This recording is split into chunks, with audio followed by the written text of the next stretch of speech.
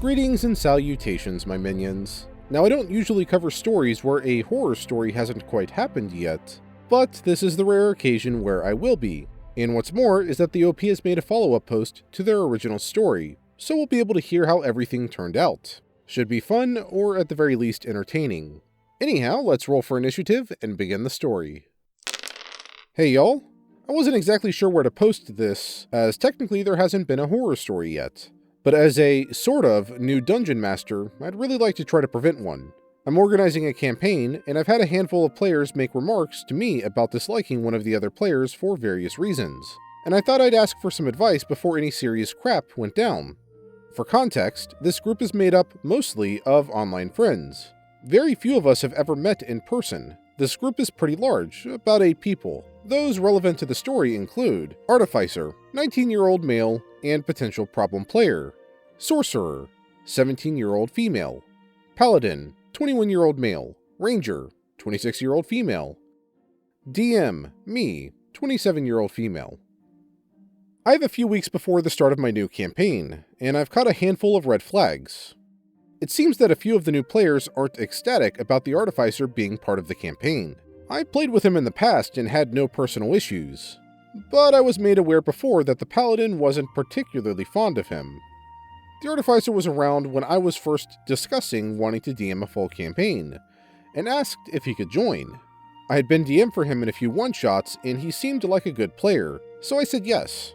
Flash forward to a few months ago. I was preparing my world, and the Sorcerer asked who else will be playing. I give her a full list, and she seems hesitant about the Artificer, saying that she isn't a big fan of him, but that she'll be okay with playing with him. I shrug it off and think that perhaps it's just a personal disagreement. I asked the Paladin if he wanted to play in the campaign, but he declined, citing the Artificer as the reason. I now realize this is more than just a personal disagreement, and that it might be a problem with the Artificer. My suspicions are confirmed when the Ranger expresses similar issues. My immediate thought is that I should ask him to not play. I've had problems with players in the past that I've had to ask to stop playing in my campaigns. No big deal. It sucks, but some people just don't mesh well together. The biggest issue is the Bard is the Artificer's roommate and best friend. No one has any issues with the Bard, just the Artificer. In fact, all of my players love the Bard. If I kick the Artificer out, I am worried that I'll also lose the Bard too, and I don't want to punish him for the actions of the Artificer.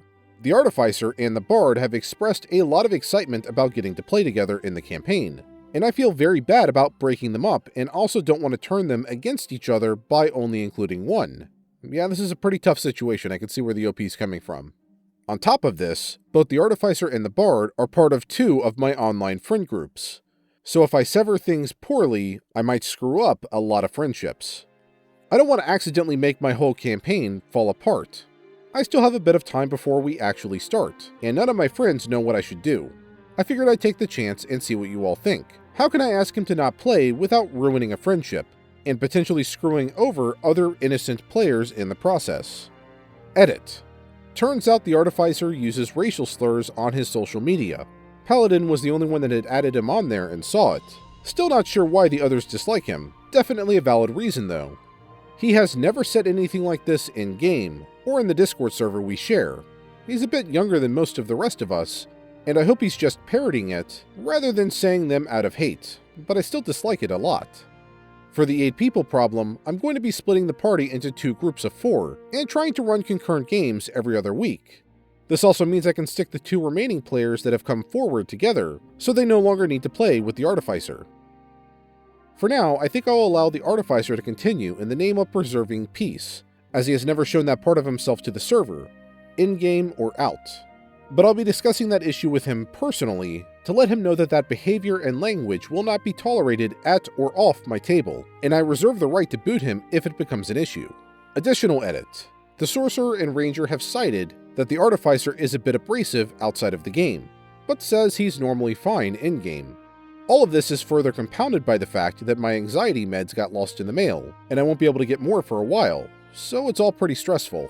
I think what the OP did here was interesting to say the least. Will it be 2 separate campaigns that are following the same story but have no interaction with one another?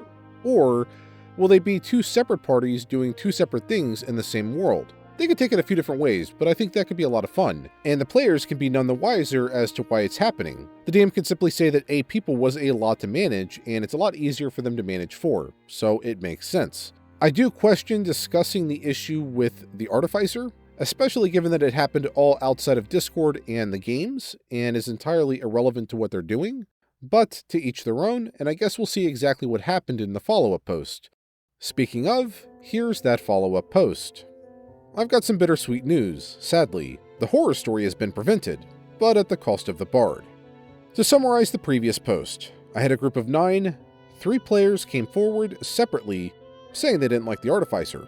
2 said he was just annoying, but they didn't mind playing with him. The other, the Paladin, backed out entirely because he saw the Artificer post the N-word on his social media.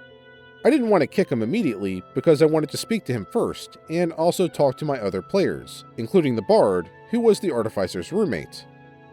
The Artificer was a prominent member of the server we shared, and I'd spoken to him nearly every day for the last 2 years, as well as playing D&D with him for most of that time. I spoke with the rest of the players individually, as well as a bunch of the more active members on the server that we shared. I told them each what had happened, and asked whether we should confront him and give him a chance to change his behavior, or just kick him without warning. Everyone was surprised to hear that he had done those things, as he's never shown that side of himself around us. The server was mostly queer women, with very few men, and he'd always been very nice and supportive around us, so it was strange to see this side of him. They offered to give him a chance to change, so I spoke with him about it that night. The Artificer didn't see it as a big deal, pulled the old, words have as much power as you give them, and literally said the N-word right there. Well, I guess that confirms it. So, he's not on the server anymore. Gave him the boot right then and there. Sent the screenshots to the admin of another server we share, and he got booted from there too. He didn't take that very well. The Bard agreed with us, and had actually heard him say them before, but because they worked and lived together, didn't want to cause issues. I guess outside of the server, Artificer has a pretty short fuse. Artificer got mad that the Bard was still in the server, because he was the one that invited the Bard there in the first place, and made the Bard leave too. I've spoken with the Bard privately since this happened. He's searching for a new place to live and work, but it might take a while. He wants to return to the server eventually, when he can without the Artificer getting mad. Bard is very non-confrontational. Pretty much all of us except the Paladin are. Once this happened, to try to fill the slot, I had 5 people ask to join, including the Paladin. So now I've got a group of 11, so I'll definitely be splitting the groups into 5 and 6. This whole thing has been exhausting, and it was a horrible time to run out of my meds. I really hate interpersonal drama, but luckily I now have a group of very excited and dedicated people. I sent out a message to everyone letting them know that they can feel free to message me if there are any issues they have in-game or out, and I will try to resolve them. Overall, this group seems a lot more solid. I've asked everyone if there are any preferences for groups, and no one said that there were any people they'd like to not be grouped with, other than 2 who made backstories together. They're playing each other's rivals, so they wanted to be on opposing teams. We're all sad about what happened to the Bard, but we're hoping he can return once he's able to get away. Thank you all for your advice in the first post. Communication with my group is important, and I feel like this event has brought the rest of us closer together. Yeah, it's unfortunate sometimes a player just has to be removed from the group. The fact that OP confronted them and then he openly admitted to it like that, yeah, it kind of made the decision obvious. I feel sorry for the Bard, but as the Bard said, they're well aware of the situation and they're trying to get an out. So just give them a little bit of time and they'll be back in the group no problem.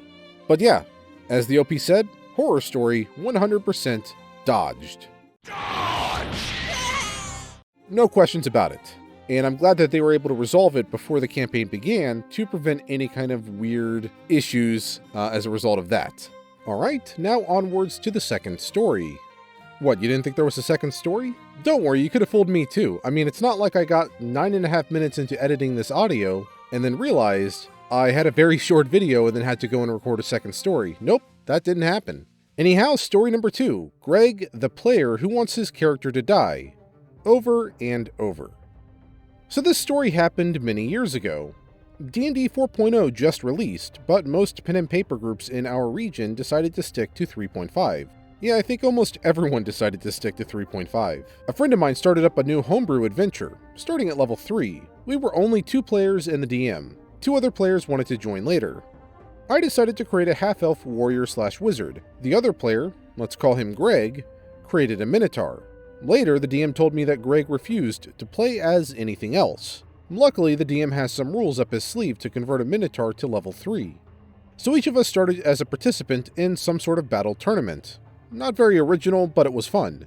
We fought to the top ranks, and finally our characters faced each other in the finale. It was a one-sided fight. My character had an absurdly high AC because of the shield spell and some feats, so he won. As finalists, we were rewarded with some magic items. The Crown Prince also ordered us, as the new hope of the kingdom, to collect some MacGuffin, Power Stones. It was the main quest of the campaign. 2 Power Stones were on the island, and 2 were on the mainland of the kingdom. "He's a weakling. He can only win when he is cheating with his magic. I don't fight alongside weaklings."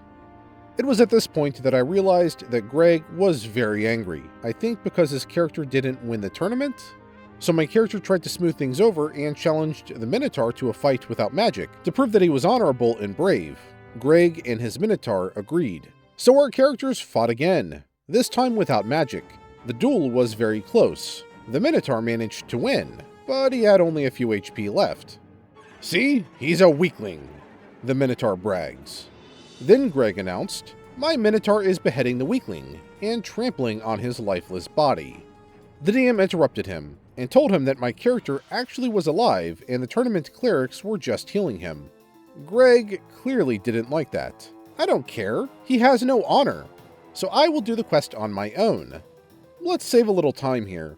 It took the DM over an hour to tell Greg that D&D is a cooperative game, and that he won't allow him to exclude another player. So finally, our characters were about to start their quest. My character wanted to start where we were advised to start, on an island full of kobolds. But the Minotaur refused. Greg wanted to get the Power Stone in the Troll Hills first. The NPCs told us this was one of the most dangerous Power Stones to get, since there were a lot of nasty trolls guarding it. "Trolls are no match for a Minotaur." Even after several warnings by the NPCs and an out-of-character warning by the DM, Greg did not change his mind. My character resigned, and I felt a bit unsettled because of Greg's behavior, so our characters traveled to the Troll Hills.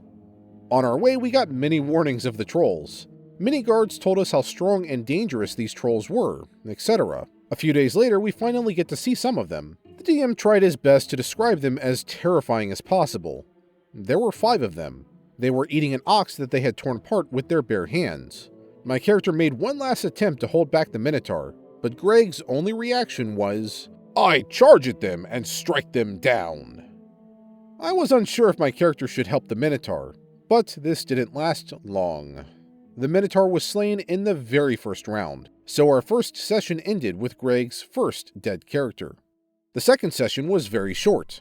Greg created a new character. It was a human halberdier. Our characters met at a small village. My character needed help for the quest, and Greg's character agreed. On our way back to the capital, we wanted to make some money, so we escorted some merchants. On our way, we were attacked by 2 trolls and some goblins. The NPC guards, who were described by the DM as experienced warriors, wanted to take care of the trolls while we were defending the merchants from the goblins. Greg won initiative. I suggested a plan to shield the civilians from the goblins and use attacks of opportunity if the goblins would ignore us. Guess what Greg did? "Get out of the way, I'll handle the trolls by myself." So he ran. Yes, he ran. If you're not familiar with D&D, if you run, you can't do anything else for your turn. So he ran directly in front of the trolls and ended his turn. I was crying internally. The DM asked, "Are you sure? These are the same monsters your first character died of." Greg just said, "Yeah." So the trolls killed his second character, and Greg got mad. Really mad at the DM. The DM tried to explain the situation to Greg again, but Greg felt he should have defeated the trolls, and the DM was just unfair. Not before long, they started yelling at each other who was to blame for the death of his character, and after about half an hour, I left, so the second session ended. You may wonder if this was the end of Greg's quest to kill his own characters, but let me tell you, this is just the beginning. Maybe I'll tell you more another time or post. End post. Well, I'm definitely looking forward to more tales of Greg trying to kill his characters. Hopefully he eventually got the hint that you can't just go and fight anything you want, but it sounds like he didn't, so it should be entertaining if those ever come up. But yeah, it goes without saying, if you try to do something that doesn't work and your character dies, and you have a brand new character the very next session, you're probably not going to succeed at doing the same thing again. Especially if you're as dumb as Greg was here to run into the combat and then end your turn sort of just staring at them menacingly. Yeah, I don't know what else to say. I do hope that they eventually got more people for the group, because having only 2 is a little too tight-knit, especially with a character such as Greg. But yeah, nothing else I think to really add here. I'm definitely looking forward to those future stories if they were to ever come out. Anyhow, let's head over to the fan art portion of the video. It's been a few weeks since we've done one of these, but I've accumulated a few pieces and I thought it would be worth bringing them up now. Our first artwork today is a pretty awesome one done by Midnight 3 Wonder, featuring several other creators, including friends of the channel, Foxy Bard, Z Flacco, Crow's Perch, and Den of the Drake. It's a really awesome piece overall, and I kind of want to get it printed on some nice canvas to hang in my room. Our second piece is done by Grimlord Alucard, and is kind of like a final boss version of me, if I ever end up going down the full chaotic evil route. I especially like how my staff has fused with me to become sort of like an awesome, metallic dragon-like tail. Pretty cool. And finally, we have George's piece, which is a pretty stylized version of me, and I'm definitely a fan of this. I especially like the shading to help make me pop out a bit more. You know, the introductions of more off-brand colors like that teal really speaks to me. Anyhow, that's it for today's video. As always, the source of the story is in the description below, and if you liked the video and you want to see more videos just like this one, be sure to hit that subscribe button and bell notification icon in order to be notified of my future videos. And while you wait for those future videos, here are a few related videos that you can watch from my channel in the meantime.